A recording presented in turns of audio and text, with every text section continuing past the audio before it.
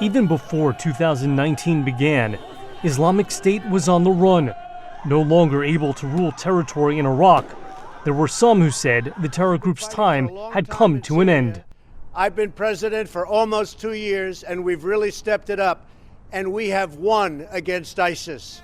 It was a claim U.S. President Donald Trump would make again and again. We just took over, you kept hearing it was 90%, 92%, the caliphate in Syria. Now it's 100%. We just took over 100% caliphate. The claims at times disputed by U.S.-backed forces leading the charge against Islamic State's last enclave in Syria.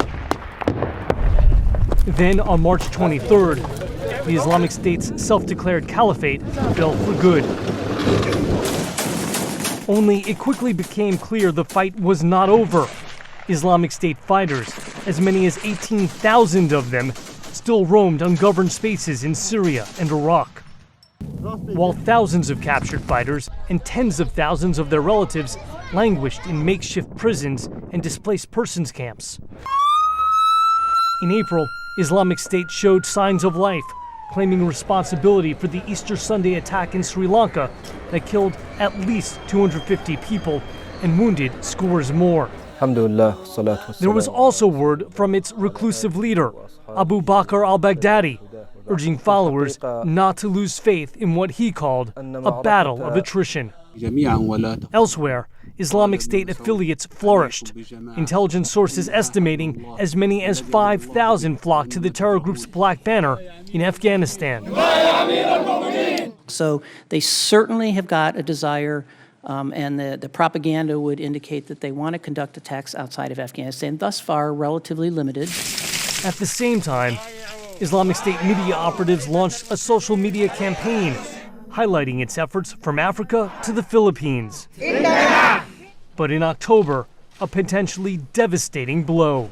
Last night, the United States brought the world's #1 terrorist leader to justice.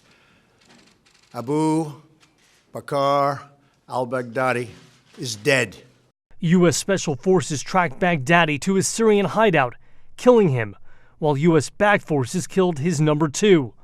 Islamic State quickly responded, naming a new caliph, the still mysterious Abu Ibrahim al-Hashimi al-Qurashi, while IS followers and affiliates around the world rallied. The insurgency is alive and kicking in northwest Iraq, for sure, and to a lesser degree Syria.